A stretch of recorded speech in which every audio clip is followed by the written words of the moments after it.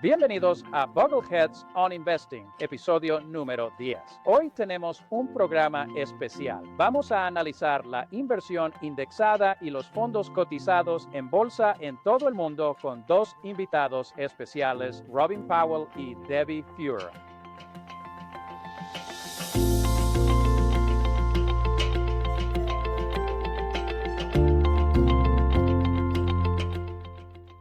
Soy Rick Ferry y esto es Buggleheads on Investing. Patrocina el John C. Bogle Center for Financial Literacy, entidad 501. Hoy analizamos el auge global de la inversión indexada y en ETF. Y tengo dos invitados especiales. Robin Powell, periodista galardonado y creador del sitio web Evidence Based Investor, y Debbie Fuhrer, socia, directora y fundadora de ITFGI, la principal firma de investigación independiente de ETF del mundo. Comenzamos con Robin Powell. Un placer tenerte aquí, Robin. Rick, es un verdadero honor estar en el podcast. Gracias por invitarme. Gracias. Te invité al podcast para que nos hables del crecimiento de la indexación en Europa. Has sido un gran defensor y motor de crecimiento educando a inversores y asesores europeos sobre la inversión indexada. Su pasión por la indexación surgió de un origen inusual. Fue periodista en agencias de noticias y medios tradicionales, además de documentalista. ¿Cómo pasaste de eso a convertirte en un defensor tan comprometido? He sido periodista toda mi carrera. De hecho, aún me considero periodista y sigo trabajando como freelance. Fui reportero de noticias generales, principalmente en televisión, para ITV, Sky News y un poco para la BBC. Me llevó a lugares fascinantes. Bagdad bajo Saddam Hussein. Fui uno de los primeros periodistas en informar realmente sobre lo que estaba ocurriendo en la bahía de Guantánamo y tuve algunos encargos muy interesantes. De todas las historias fascinantes en las que he trabajado, sigo sosteniendo que en muchos sentidos la más grande e interesante es la que investigo en este momento, la manipulación de la industria de las inversiones. Es una historia fascinante a la que le dedico mi tiempo completo ahora mismo. Con lo de manipulación, ¿te refieres a que las entidades financieras se aprovechan de los inversores? Así es. Bueno, hay gente que ve una teoría de conspiración masiva aquí en la que, ya sabes, la industria es como la tabacalera en los años 60 y principios de los 70. La industria de los combustibles fósiles usó su poder para desviar la atención del público de la evidencia académica. Y yo realmente creo que hay un elemento bastante grande de eso pasando. Creo que en términos más sencillos, prácticamente puedes explicar cualquier cosa que ocurra en la economía mediante incentivos. ¿Sabes? Si tenemos un incentivo económico para decir o recomendar ciertas cosas, para hacer ciertas cosas, pues lo haremos. Y creo que eso simplemente se ha visto reflejado en el sector de las inversiones. Y sí, ha llegado a un punto en todo el mundo en el que en realidad todo el sistema está diseñado para el beneficio de quienes trabajan en él, en lugar de las personas a las que se supone que deben servir. Hace unos años te enteraste de esto al hacer un documental y te enganchaste. Sí, ¿Puedes contarnos sobre eso? Así es, poco después de dejar la televisión, monté mi propia productora. Nos contactó una firma de gestión patrimonial en Birmingham, mi base en el Reino Unido. Dijeron, atendemos a clientes de alto patrimonio, pero hallamos una forma de invertir para todos. Trataban con adinerados, pero querían democratizar la inversión. Fue casi pro bono. Solo querían difundir el mensaje. Pensaron en escribir un libro, pero al saber lo que hacíamos, dijeron, ¿y si, por qué no un documental? Ahí te conocí, Rick. Vine a Estados Unidos y entrevisté a gente interesante. Creo que nos conocimos en una conferencia de Bogleheads en Pensilvania. Creo que al día siguiente entrevisté al gran Jack Bogle y también fuimos a ver a Ken French a Dartmouth y lo entrevistamos. Entrevistamos a Bill Sharp en California. El documental no fue un fracaso en el Reino Unido, tuvo una recepción decente, aunque gustó más en los Estados Unidos, donde nos llevan ventaja y ya conocían las ventajas de la indexación de bajo coste. La gente lo observó y se preguntó, ¿pero qué es exactamente esto? Eso es una clara medida de lo mucho que hemos logrado avanzar. Y es que la gente por fin está prestando atención. Recuerdo esa entrevista porque hablaste conmigo unos 15 o 20 minutos y de alguna manera se me pegó tu acento mientras hablaba contigo. Y cuando empezamos la entrevista, empecé a hablar con ese acento extraño y mi esposa se dio cuenta. Ella preguntó, ¿qué haces? O sea, dije, no pude evitarlo, no podía dejar de hablar así. En fin. Hiciste el documental. Como dijiste, fue un fracaso en el Reino Unido, pero algo te encendió. Pues no has parado desde entonces. Bueno, Rick, creo que has escrito sobre un momento en tu carrera, ya sabes, te has referido a tu momento eureka de darte cuenta, ya sabes, de que la indexación es el camino a seguir si quieres. Recuerdo que escribiste que decidiste en ese momento que a eso dedicarías tu carrera, que sería tu misión en la vida, por así decirlo. Supongo que decidí lo mismo y, seré sincero, me quedé impactado. Me resultó impactante descubrir que existe tanta evidencia académica sobre la mejor forma de invertir y a pesar de ello, toda una industria nos empuja a hacer lo contrario. Eso, supongo, me molestó. Quiero decir, siempre he sido, supongo, una especie de periodista activista, por así decirlo. Siempre me han interesado los temas de consumo y defender a los consumidores, defender al ciudadano de a pie, si se quiere. Sí, me inspiró simplemente y como dices, no he parado.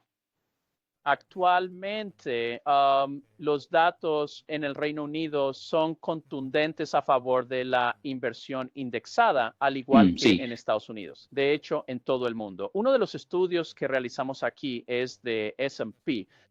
Ya veo. Bueno, Standard Poor's elabora lo que se conoce como el SPIVA Scorecard. Y el SPIVA Scorecard se publica, bueno, diría que semestralmente y analiza el rendimiento de los fondos activos frente a varios índices. Comenzó aquí en los Estados Unidos, pero ahora S&P Dow Jones Índices realiza este informe para varios países: Australia, Canadá, Europa, India, Japón, América Latina y Sudáfrica. Y solo quiero leerles una lista. Y esto proviene de los últimos informes SPIVA de todas estas diferentes partes del mundo. Resulta que son solo datos de 3 años.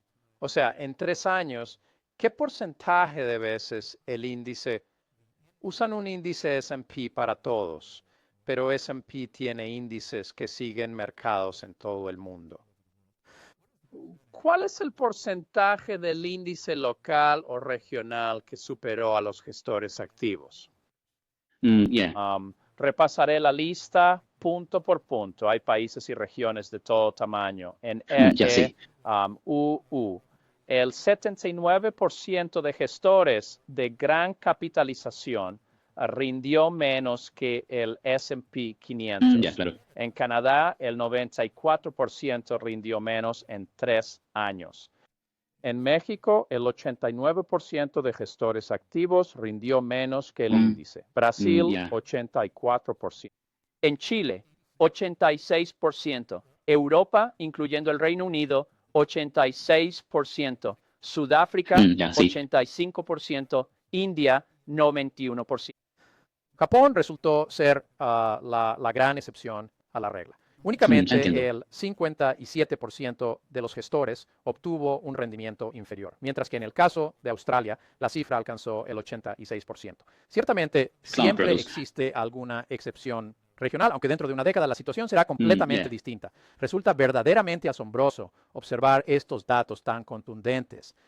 Se sitúa aproximadamente entre el 80 y el 85% de los gestores activos en todos los ámbitos y en todos los países. Y a medida que profundizo más en el informe SPIVA, analizo las de pequeña capitalización, gran capitalización, valor y crecimiento. Son las mismas cifras en todos los países, en todos los ámbitos.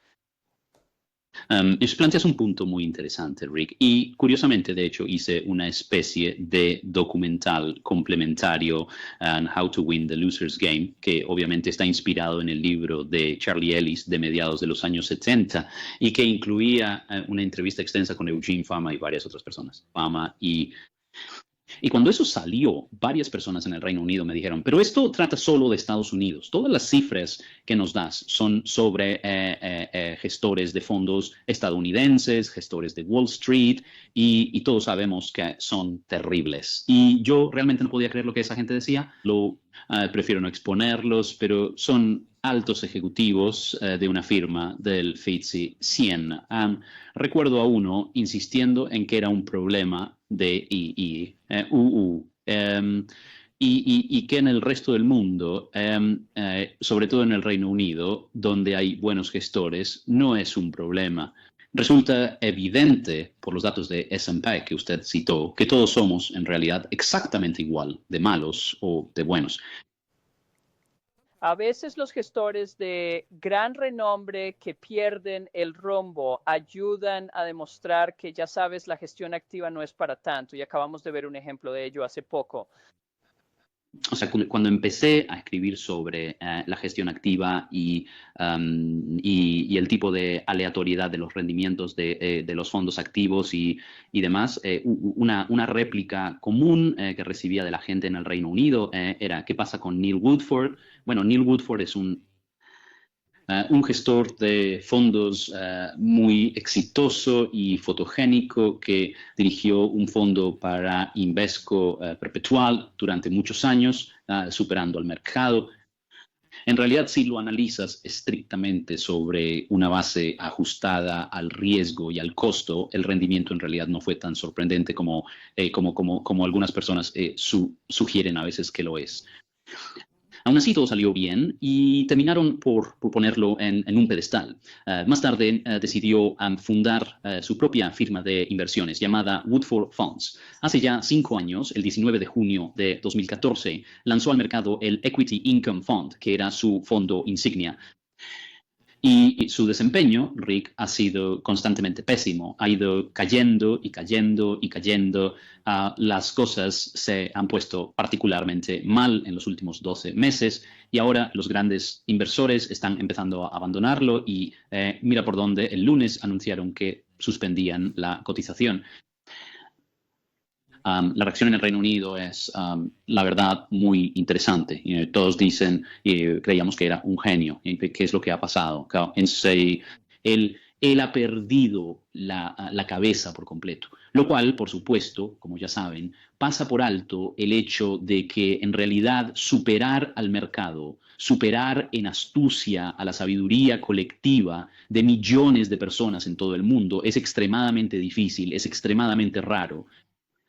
Y sus posibilidades, francamente, de llegar a replicar su desempeño en Invesco Perpetual en su propia empresa, siempre fueron muy, muy escasas.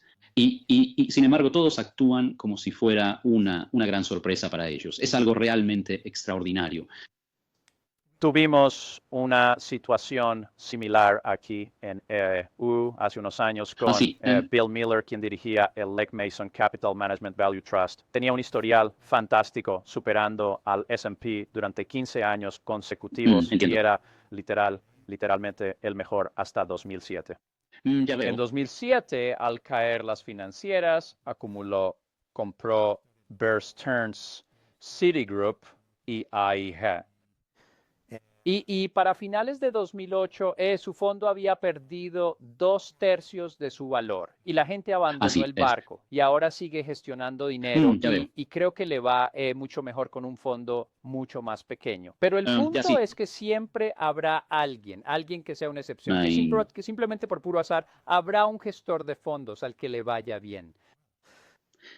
Y algo que realmente me molesta, Rick, es cuántos inversores identificaron a Bill Miller al inicio de esa increíble racha de 15 años, o a Neil Woodford al comienzo de sus 20 años. Como usted bien sabe, forma parte intrínseca de la propia naturaleza de lo que llamamos gestión activa de alta convicción, tal y como hemos visto en los casos de Miller o Woodford, que en un momento dado el rendimiento obtenido se sitúe muy por debajo del mercado. Woodford atravesó una mala racha antes del milenio, allá por el 98 o 99.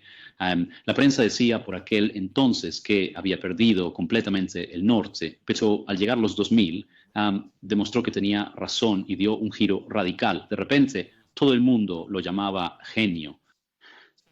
Todos hablan de estos casos excepcionales, pero incluso así, ¿quién los vio venir y se mantuvo a su lado siempre? Estoy seguro de que son muy pocos.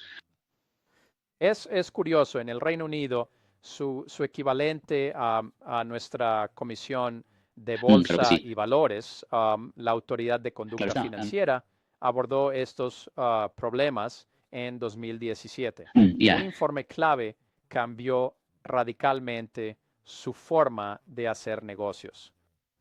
Sí, pues allá por 2012 creo que fue, tuvimos algo llamado la revisión de distribución minorista y eso prohibió efectivamente las comisiones a los asesores por recomendar ciertos fondos de inversión, por así decirlo. Fuimos prácticamente el primer país en hacerlo.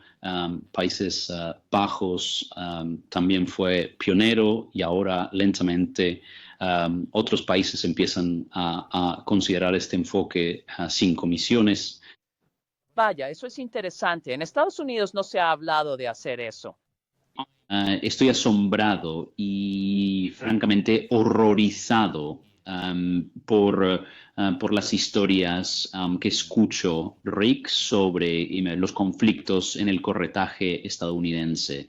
En muchos sentidos nos llevan ventaja. Sus comisiones son mucho más bajas que las nuestras. La conciencia sobre los fondos activos de bajo rendimiento es mayor en Estados Unidos que en cualquier otra parte del mundo y, sin embargo, existen estos terribles conflictos que, ya sabes, sin entrar en política, iban a ser abordados con la norma fiduciaria y, como sabes, eso no se ha materializado o al menos no de la forma en que se pretendía originalmente. Hace un par de años, como dices, tuvimos el informe de la Autoridad de Conducta Financiera, el estudio del mercado de gestión de activos, que halló conflictos de interés en la industria de inversión y gestión de activos de arriba a abajo. También señalaba que después de los costos, muy pocos fondos activos realmente superan al mercado. Recuerdo que de hecho, estaba en Estados Unidos cuando esto sucedió y estaba en una conferencia leyendo el informe y simplemente no podía creer lo que estaba escuchando.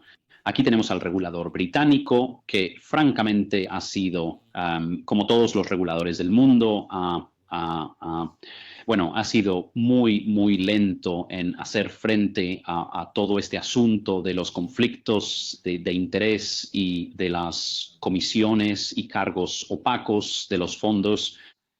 Y de repente la FCA pareció tener de repente una especie de conversión, por así decirlo. Y ya sabe cómo es la naturaleza de estas cosas, que un informe se publique y por supuesto luego se abre, luego se somete a consulta. La industria y el lobby actuaron. El informe final fue menos condenatorio que el original. Pasa en todo el mundo. La ESMA publicó un informe hace meses y pasó lo mismo. European Markets Authority brought out a report a few months ago, and exactly the same thing as o sea, los lobbies de la industria de fondos de EU y el Reino Unido no son mejores ni peores que los lobbies de Francia, Alemania y todos estos otros países. Y ellos también han estado trabajando con sus propios reguladores para intentar, por así decirlo, contener la marea. Las cosas van bien, están creciendo, no solo Yeah. educan al público, también ayudan a los asesores a educar a sus clientes. Cuéntenos del Reino Unido. ¿Qué mensajes necesitan comparado con usted trabaja en EU, con asesores Ya veo. estadounidenses? ¿Qué diferencias ve? Sí, bueno, supongo que las normas son bastante similares a ambos lados del Atlántico. Obviamente en Estados Unidos no está permitido. La SEC no permite, según tengo entendido, RIC, los videos de testimonios y demás. No podemos hacerlo en EU, pero aquí sí, y es muy poderoso. Lo llamamos prueba social, cuando la gente ve a otros como ellos. Antes usaba fondos activos, ahora indexados. Estoy mejor, más tranquilo, sin preocuparme por el mercado y cosas así. Resulta ser sumamente efectivo. Sin embargo, es un asunto delicado en el Reino Unido. En los Estados Unidos ya aceptan que el enfoque pasivo es mejor. Puede que no estés de acuerdo, pero aquí sigue siendo un tema candente y formo parte de una minoría. Y por eso creo que lo mejor es no entrar en discusiones con la gente, porque a menudo tienen ideas muy arraigadas, sobre todo cuando hablas con otros profesionales del sector, ¿sabes? Han construido toda su carrera así. Algunos llevan 30 o 40 años haciendo esto. Ellos no desean que un periodista les diga que han perdido el tiempo y lo que es más importante, el dinero de sus clientes a lo largo de todos estos años. Por eso creo que debemos ser emocionalmente inteligentes, evitar la confrontación y presentar las pruebas de una forma totalmente objetiva. Creo que con los clientes, si realmente les demuestras que podrían tener un fondo de jubilación un 25, 30 o hasta un 40% mayor, usando fondos indexados de bajo costo y sin hacer más que reequilibrar. Es un argumento bastante convincente. Afortunadamente existe ayuda disponible. Empresas como Vanguard han llegado Sí, al la verdad Reino es que Unido sí. y están ganando terreno gracias a sus comisiones tan bajas. También me gustaría mencionar el foro especializado de Bogleheads. Ya veo. Bogleheads.org ya hay una sección internacional donde España tiene su propio foro. Estaría bien que el Reino Unido también empezara el suyo. Claro que sí, nos encantaría uno, sí. ¿O podrías empezarlo tú, Robin? ¿Por qué no? ¿Por qué no? Se trata de la voz del inversor particular que conversa con sus pares. Esto ha sido realmente potente en los Estados Unidos, ya que la indexación se ha ido difundiendo de boca en boca. Ya veo. Como la indexación no da dinero, la gente escribe libros y artículos, y foros como Bogleheads ayudan a los inversores. Eso es muy importante, Rick, ¿verdad? Somos animales muy sociales y creo que la especulación en la gestión activa se salió de control porque mucha gente lo hacía y se beneficiaba. A los periodistas, ya sabes, les daba algo sobre qué escribir y les generaba ingresos por publicidad. Bueno, los analistas financieros obviamente ganaron, ya sabes, una gran cantidad de dinero con eso. Corredores, asesores y consultores. También te encuentras a este tipo de personas en conferencias, se reúnen a hablar de lo último en qué invertir o del fondo de moda, cosas así. Por eso creo que Bogleheads es importante. Es una comunidad de gente afín que ha descubierto la verdad. En ocasiones, aunque conozcas la verdad, necesitas que alguien te la recuerde una vez más, ¿no? Por eso mismo creo que algo como Bogleheads sería sumamente valioso aquí en el Reino Unido. Tengo un dicho de origen incierto. La verdad debe repetirse porque se miente constantemente. Tienes toda la razón del mundo, sí. Robert, gracias por venir. Mucha suerte con tu mensaje. Rick, ha sido un verdadero placer y he admirado tu trabajo y tus artículos por años. Sigue haciendo un gran trabajo. Gracias. Y ahora me gustaría presentar a Debbie Ford. Debbie es la mejor analista de ETF del mundo. Conozco a Debbie desde hace muchos años y he trabajado con ella en muchos paneles y me alegra tenerla con nosotros hoy. Bienvenida al podcast Bogleheads on Investing, Debbie. Gracias. Estoy emocionada de estar aquí. Bueno, estoy encantado de tenerte aquí porque eres uno de mis héroes en el mundo de la indexación. Creo que eres la persona que más sabe sobre fondos cotizados y otros productos cotizados en todo el mundo. Diriges la principal empresa de investigación sobre fondos cotizados.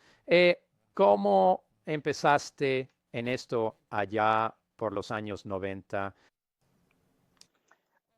Gracias por sus palabras y la presentación. Entré por mi interés en Morgan Stanley. Me ofrecieron marketing de renta variable en Londres, pero quien me contrataba fue trasladada. Y un mes después me contactó y me dijo que estaban entrevistando para encontrar a alguien que ocupara el puesto de director de marketing para OPALs y ETFs. Y es que en finanzas todo tiene siglas y en aquel entonces OPALs significaba Optimized Portfolios as Listed Securities. Y eran muy parecidos a los ETF en el sentido de que si alguien quería invertir en el S&P 500, la mesa de operaciones de Morgan Stanley, yo trabajaba en ventas y operaciones en la división de renta variable, salía a comprar la cartera subyacente. Y estos productos cotizaban en la bolsa de Luxemburgo, que en realidad no es una bolsa de negociación, sino más bien un lugar de cotización. Ajustamos al alza o baja como crear o reembolsar ETFs, el OPAL. Para aquellos de ustedes que conocen los ETF, eso suena bastante parecido a los ETF. Y en Morgan Stanley queríamos crear ETF, así que nos asociamos con Barclays Global Investors y MSCI para crear una familia de 17 ETF de países de MSCI que se llamaban Webb's World Equity Benchmark Shares. En Deb, recuerdo los Webbs, ¿no fueron los primeros ETF de fondos abiertos frente a los fideicomisos unitarios SPDR y MAIDD? Exacto, tienes buena memoria. Mi trabajo era vender el SPI, el fideicomiso unitario para el mercado estadounidense, y los Webbs para el resto del mundo. Mucha gente no entendía lo que decía cuando trabajaba con SPDR y Webbs. Y en 1999, BGE, Barclays Global Investors, rebautizó esos Webbs como iShares porque iban a tener toda una familia de ETFs. Y por eso la mayoría de sus oyentes probablemente sepa que iShares ahora es parte de BlackRock. Entonces, BlackRock compró BGI y el resto es historia. Y el término fondo cotizado en bolsa no existió por un buen tiempo. SPDRs y MIDIs y Webbs y OPALs y tenían todos estos acrónimos diferentes. ¿Cómo surgió el término fondo cotizado en bolsa? Bueno, es curioso que menciones eso porque llevo 25 años viviendo en el Reino Unido y de hecho ya existían fondos cotizados en bolsa en Ámsterdam desde hace probablemente más de 100 años. Eran simplemente fondos abiertos tradicionales que cotizaban en bolsa. A veces tenían creadores de mercado y a veces no. Por eso, cuando los ETF llegaron a Ámsterdam, los llamaron fondos de seguimiento y no ETF. Bueno, se les empezó a conocer como fondos cotizados porque en esencia los ETF son fondos altamente regulados, como los de la ley de 1940 en EU, o los fondos UCITS, que son la normativa aquí en Europa, con los beneficios añadidos de cotizar y negociarse en bolsa. Así que, en realidad, era para identificar el hecho de que eran fondos y que cotizaban en bolsa. Me decepciona que llamen a los ETF clases de activos, porque dentro de un ETF, como sabe, puede tener exposición a diversos índices bursátiles, renta fija o materias primas. Hay gestión activa, es un vehículo para empaquetar cualquier exposición como un fondo. Difieren los fideicomisos unitarios de las sociedades de capital variable. Los WEBs eligieron ser una sociedad de inversión variable. Un fideicomiso unitario debe replicar todo, sin optimizar, comprar subconjuntos, reinvertir ni prestar valores. Al llegar a mercados grandes y diversos donde comprar todos los valores era difícil, especialmente con fondos o ETFs pequeños, debías comprar un subconjunto, usabas modelos cuantitativos para crear una cesta que siguiera al índice sin replicarlo totalmente. Tiene sus ventajas. Evita comprar valores difíciles de adquirir y ahorra en costos de transacción, pero no seguirá el índice tan fielmente como un producto de réplica completa. Recuerdo países donde una acción era el 50% de la bolsa. Eso violaba las normas del IRS y la ley de 1940 de fondos. Era crear un fondo sin diversificación. Así que la estructura web, la estructura de fondo abierto, en lugar de la estructura de fideicomiso de inversión unitaria, era la respuesta.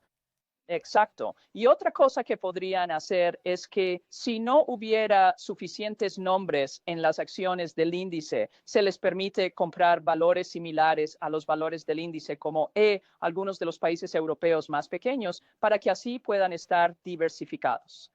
Existen beneficios adicionales que se derivan de la estructura de gestión de fondo abierto, como la posibilidad de realizar préstamos de valores y compartir los beneficios con el fondo o los inversores, la capacidad de utilizar derivados y realizar otras operaciones que pueden generar beneficios y reinvertir, al menos a corto plazo. Por lo tanto, esto añade beneficios a la oferta de ETF. Presentía que al recordar viejos tiempos esto se pondría esotérico rápido. Tuve que volver a... ¿Cómo terminaste? Empezar tu empresa tras BlackRock, Barclays y otros. Podrías continuar, perdona la interrupción, no pasa nada. Así que diré que pasé 11 años en Morgan Stanley en la mesa de ventas y operaciones.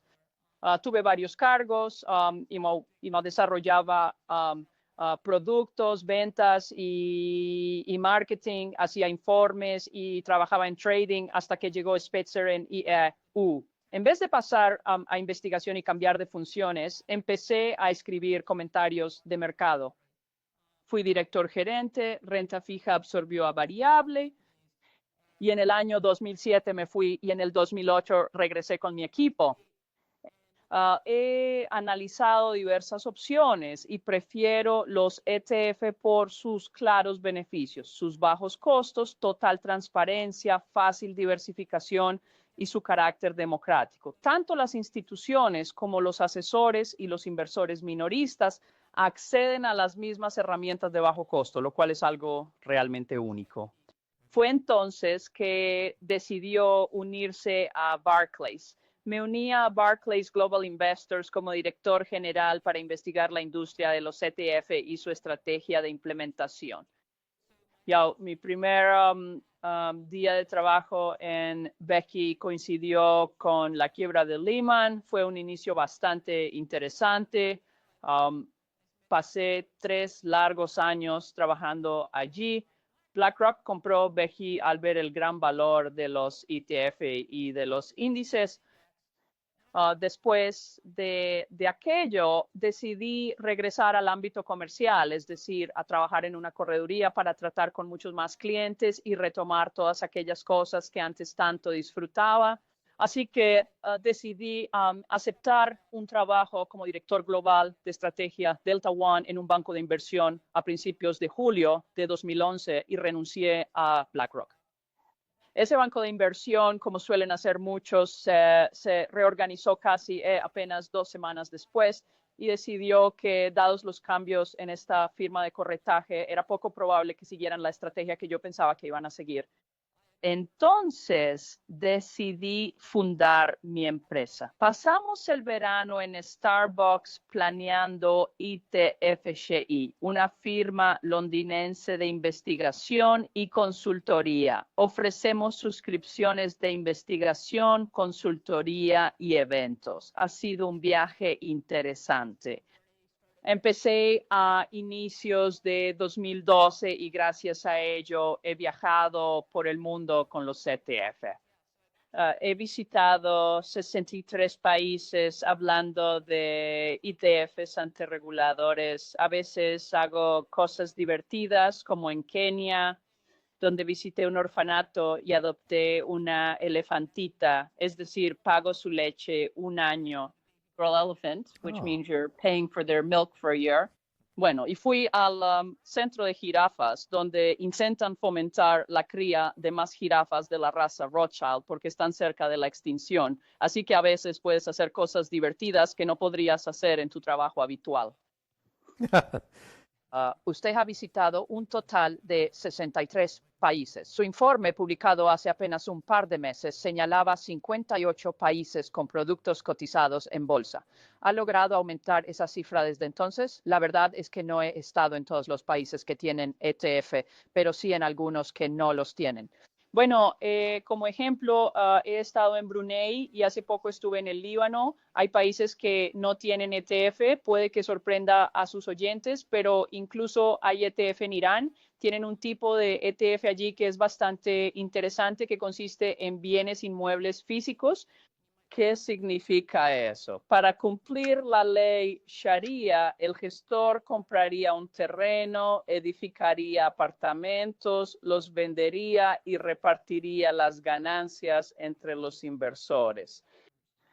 Vaya, descubres que en todo el mundo hay pequeños ajustes en cómo se hacen las cosas. Ha sido una experiencia interesante formar parte de esta industria y espero que siga así un tiempo. Aún disfruto mucho lo que hago. Hablemos un poco más sobre las tendencias mundiales. ¿Qué compra la gente? ¿Qué impulsa los activos hacia los ETF, no solo en UU, sino a nivel mundial? ¿Cuáles son los grandes factores que provocan el crecimiento de los ETF y atraen capital? Esa es sin duda una pregunta excelente. Para la mayoría de los inversores, todo se reduce a esto. Todos quieren ser expertos y lograr superar al mercado. Por eso buscan constantemente el alfa, ya sea invirtiendo en acciones, fondos mutuos o fondos de cobertura. Cada vez es más difícil hallar fondos de gestión activa o de cobertura que generen alfa constante. Incluso como particular, elegir acciones o confiar en su asesor es un reto.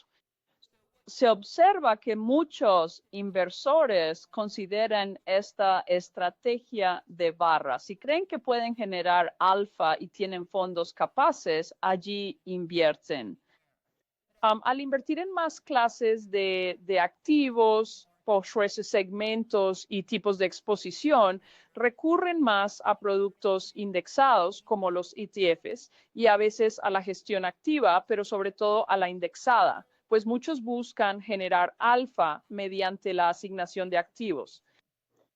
Ves este enfoque de barra en inversión con gestión activa por un lado e indexada por el otro, buscando buenos rendimientos. Bueno, creo que ese es un factor determinante. Creo que el hecho de que sea muy difícil encontrar fondos activos que generen alfa de manera consistente es un gran desafío y un factor clave. Así que si observas el rendimiento de, digamos, el índice S&P 500 y lo comparas con fondos activos de gran capitalización, y S&P realiza cada 6 meses lo que llaman su estudio SPIVA. El último decía que en 3 años el 79% falló y en 5 años el 76%. Buscar fondos con buenos resultados actuales toma mucho tiempo. Como su éxito futuro es incierto, muchos prefieren la indexación. Además, los ETF son ya una herramienta clave para muchos inversores. Para los más sofisticados que usan futuros, si no busca apalancamiento y solo quiere invertir o lo que llamo capitalizar efectivo, los ETF suelen ser más eficientes en costos, pues cambios regulatorios han encarecido renovar futuros. Muchos prefieren ETFs a futuros para exposición básica. Robo-advisors impulsan su uso. Cada día, 10,000 estadounidenses cumplen 55. Y cuando esas personas llegan a esa edad, empiezan a preguntarse dónde y cómo invertir. Y tener esa conversación sobre inversiones suele ser muy difícil, porque a menudo no quieres decirle a tus amigos o a tu familia que no sabes lo que estás haciendo. A veces no quieres revelar tus ingresos ni tus ahorros. Los robo-advisors facilitan experimentar con activos y entender el impacto de los costes. Lo barato ayuda a largo plazo. Muchos terminan usando ETFs, la base de estos servicios. Y también es interesante porque la edad promedio de la mayoría de los usuarios de robo-advisors es de 47 años y no los millennials. Pero creo que la verdadera razón por la que mucha gente simplemente usa ETFs es que hoy en día, con tantas noticias políticas y económicas afectando al mercado, la gente quiere poder ajustar sus asignaciones de una manera muy fácil y oportuna. Con más de 2,000 productos solo en EEU y 700 ETFs a nivel mundial con 5,7 billones. La gente los usa de formas muy variadas, ya sea para invertir efectivo en renta variable a corto plazo, realizar ajustes tácticos o porque cerca de la mitad de los inversores los mantiene más de 2 años. Sin embargo, los particulares no son los únicos que están impulsando este mercado. Algunas grandes instituciones también lo hacen, ¿verdad? Si observamos los ETF en Japón, cerca del 70% de todos los activos, y hay unos 323,000 millones allí, el 70% es propiedad del Banco de Japón. Han estado utilizando ETF para la flexibilización cuantitativa. En Hong Kong, el ETF más grande es el Hong Kong Tracker Fund y es un ETF que se creó después de que el gobierno de Hong Kong comprara acciones durante la crisis asiática hace poco más de 20 años. Tras la crisis asiática, el gobierno se preguntó, ¿qué hacer con estos valores? En lugar de venderlos y dar mala imagen, crearon el Hong Kong Tracker Fund, que celebra su 20º aniversario este noviembre. La India creó fondos cotizados o ETFs para colocar valores que no desea vender en el mercado abierto. Por esta razón, el país lanzó 2 índices bursátiles de renta variable. Ahora, las autoridades preparan nuevos productos financieros, tanto de renta fija como de renta variable. Otros prefieren buscar productos financieros que se centran en la diversidad. Muchos habrán visto a la famosa niña sin miedo plantada frente al toro de Wall Street. Aquel producto ligado a la estatua fue un ETF de diversidad con $100 millones de un fondo de pensiones de California. Vimos lo mismo hace un año cuando RBC lanzó en Canadá un ETF de diversidad cerca del 8 de marzo, Día Internacional de la Mujer, financiado con 100 millones de un fondo de pensiones canadiense. Hemos visto muchas innovaciones, los flujos se miden días tras cerrar el mes, mientras que en fondos mutuos, como sabes, suele tardar de 8 a 10 semanas obtener datos. ¿Podrías profundizar en los flujos de los ETF? Los flujos de capital generales miden las creaciones frente a los reembolsos de las participaciones. La gran mayoría de toda la operativa que se realiza con los ETFs es, en esencia, de carácter secundario. Si usted decide vender sus acciones, alguien más las adquiere. Las acciones ya existentes solo cambian de manos. Trading primario, orden grande, más del 20% del volumen diario de un ETF o valor. Cuando eso sucede, hay bancos o firmas de corretaje llamados AP o participantes autorizados que tienen permitido negociar los valores de un ETF. Por lo tanto, cada ETF tiene lo que se llama una cesta de creación, que suele ser un conjunto de valores que replica o está completamente el índice o bien algo optimizado o un subconjunto. Las operaciones se negocian en bloques de 50,000 unidades. El custodio recibe estos activos y en consecuencia el ETF crece. Nosotros medimos las creaciones frente a los reembolsos efectuados. En abril hubo 46,000 millones netos en ETFs globales, con 35,000 millones en renta variable, 12,000 millones destinados a renta fija, 3,000 millones a la gestión activa, casi 1,000 millones en productos apalancados e inversos, también cobertura de divisas, materias primas que registran salidas netas. En lo que va de año, 145,000 millones se han destinado a ETFs. Pero una de las cosas únicas que diría es que hemos tenido 63 meses consecutivos de entradas netas positivas en ETFs a nivel mundial. No conozco ningún otro producto que pueda decir eso. Esos son más de 5 años. Y los flujos de fondos tradicionales en ese periodo. La mayoría de fondos activos y de cobertura registraron salidas netas en ese periodo. Retomando lo que mencionó sobre qué impulsa esto, usted dijo que una razón es la exposición a clases de activos. Buscan el rendimiento del mercado donde operan. Si buscan batir al mercado, apuestan activo. Es barbell, B-O-N. Exacto, hablamos de que el 79% de los gestores de gran capitalización en EEUU no superaron al S&P 500, pero revisé con Robin una lista de otros países, no es solo EEUU. En Europa, el 86% tuvo un rendimiento inferior al índice en los últimos 3 años. En India, el 91% de los gestores activos rindió menos que el índice S&P. En Australia, el 86%. Son cifras constantes y mutuamente excluyentes.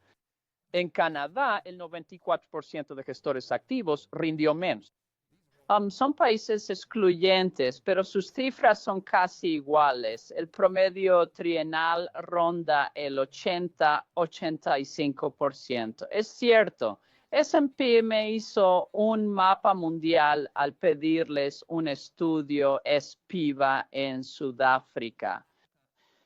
México, Chile, Brasil, Sudáfrica, súmenlos a la lista. 7 de cada 10 fondos activos no superan su índice en un año y la situación empeora a 3 años. Es un gran desafío y cobran comisiones más altas, ¿no?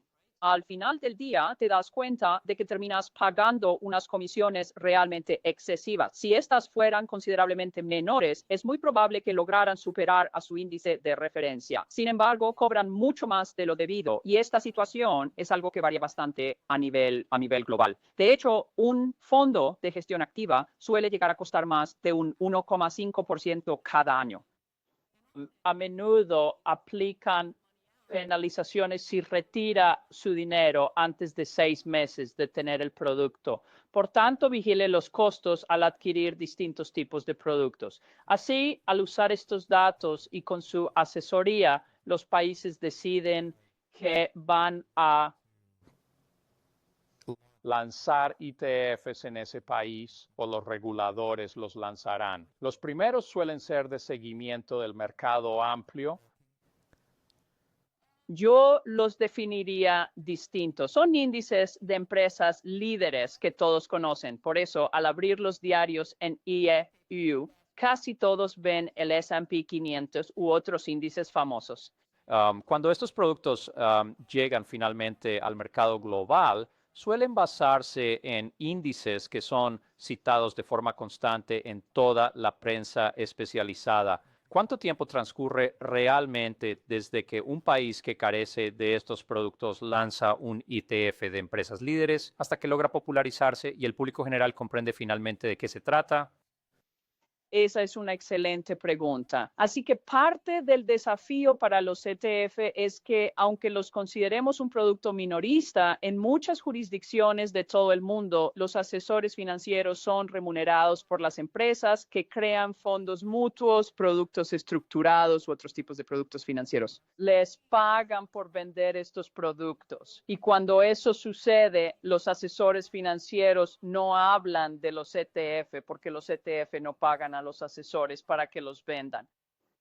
Funcionan mejor donde a los asesores financieros se les paga explícitamente por su asesoramiento y luego los asesores ayudan a crear carteras adaptadas a sus clientes. Cuando John Bogle y Vanguard lanzaron el primer fondo indexado del S&P 500 aquí en los Estados Unidos, recurrieron al sector de corretaje para hacerlo.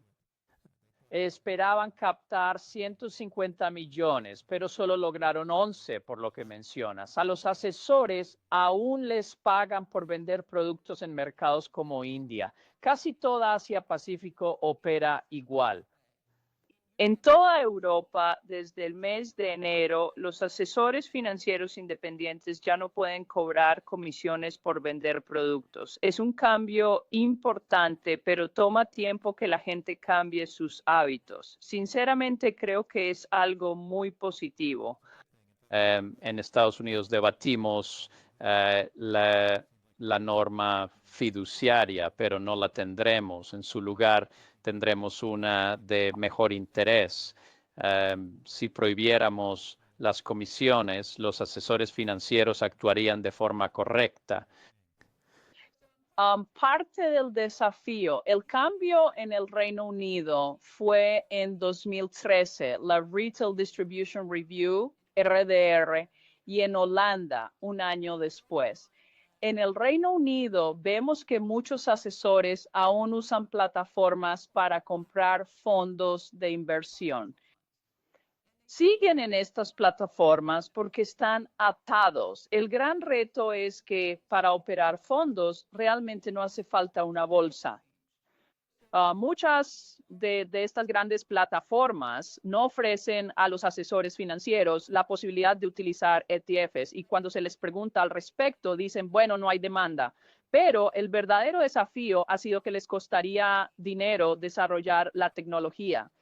La verdad es que no resulta ni complicado ni costoso, pero al intentar conectar a los asesores con los ETF dicen que no hay demanda y simplemente no lo hacen. Sigue sin haber una verdadera igualdad a pesar de todos los cambios regulatorios.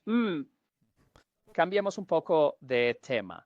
Quiero hablar de ESG, gobernanza ambiental, corporativa y social.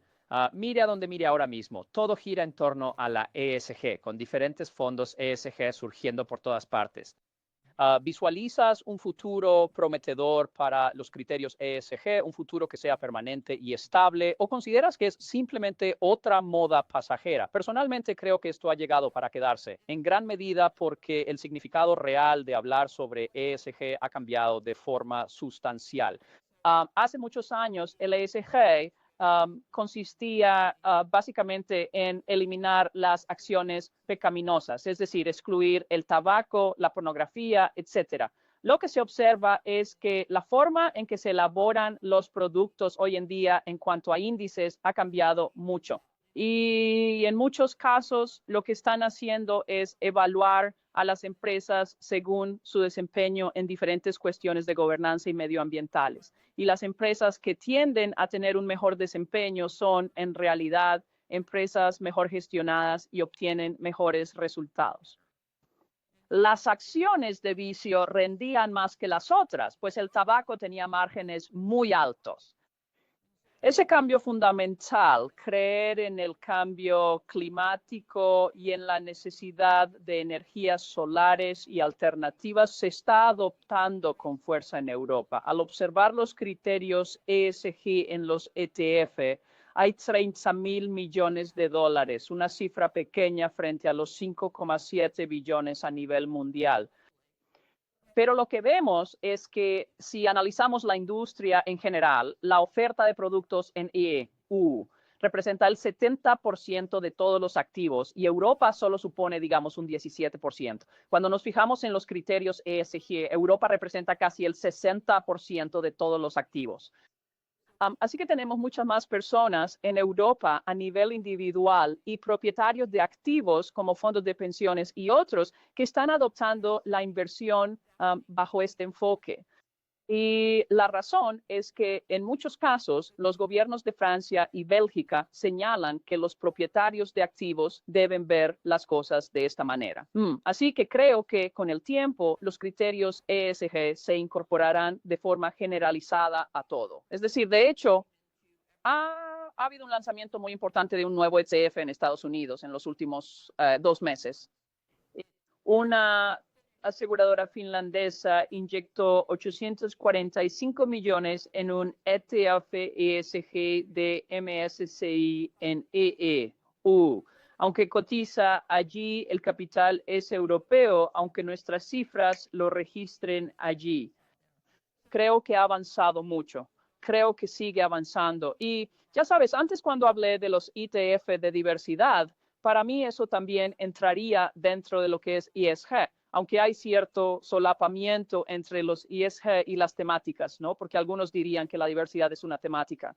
Actualmente, gobiernos en Europa y el Reino Unido definen qué es ESG, sus estándares y la inversión de impacto. Es algo en lo que los gobiernos se están involucrando mucho más aquí de lo que he visto en otras jurisdicciones del mundo. Bueno, gracias, Debbie. Quiero terminar con un tema más, y es que usted es fundadora y miembro de la Junta Directiva de Women in ETFs y ha sido una gran organización aquí en los CE. ¿Podría hablarnos de ello? Sí. Gracias por mencionarlo. Lo empezamos 5 en Estados Unidos. Ya cumplimos 5 años. Joanne Hill, Sue Thompson, Linda Cheng, Michelle Mikos y yo vimos una oportunidad real de ayudar a las mujeres a entrar en la industria de los ETF, a quedarse y a desarrollar una buena carrera. A veces es difícil pedirle a tu jefe, sobre todo en quirófanos llenos de hombres ocupados. Por eso queríamos ayudar a otros a desarrollar su carrera. Nuestros pilares son conectar, apoyar e inspirar. Tras ayudar a fundar nuestra ONG en EU, Belixas, decidí que debíamos replicar el modelo en Europa. Por eso ya tenemos una entidad legal aquí con sedes por todo el continente y también en Sudáfrica. Y tenemos un capítulo en Canadá, o mejor dicho, 2, y también tenemos en Asia. Ha sido emocionante, es decir, hacemos extensión universitaria, así que vamos a dar conferencias y organizar eventos en universidades. Ofrecemos mentorías individuales de 10 meses, también cenas para conectar con profesionales de gran experiencia, además una red de expertas para que la prensa consulte a mujeres cualificadas en medios o eventos.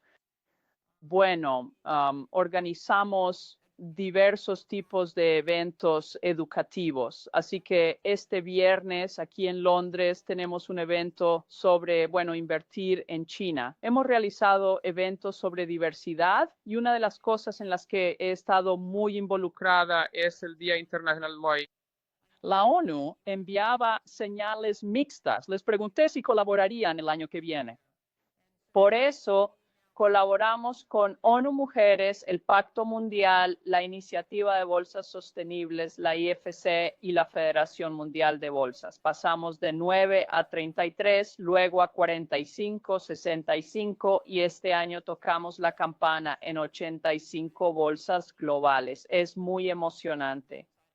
Es impresionante, excelente. Felicidades por el crecimiento, es genial. Adelante. Disculpa, adelante, somos más de 5,000 miembros, 17% hombres, incluirlos en la solución es vital. Deberíamos considerar cambiar el nombre de Women in ETFs, ¿no? Queremos que todos se unan a la industria y tengan una gran experiencia. Gracias por tu tiempo, Debbie, te lo agradezco de verdad. Podríamos seguir horas sin agotar tu experiencia en indexación, ETFs y crecimiento global. Gracias por acompañarnos hoy. No, gracias. Ha sido un placer. Esto concluye el 10º episodio de Bogleheads on Investing. Soy su anfitrión, Rick Ferri. Acompáñenos cada mes para escuchar a un nuevo invitado especial. Visiten bogleheads.org y su wiki. Participen y ayuden a otros a encontrar el sitio. Gracias por escuchar.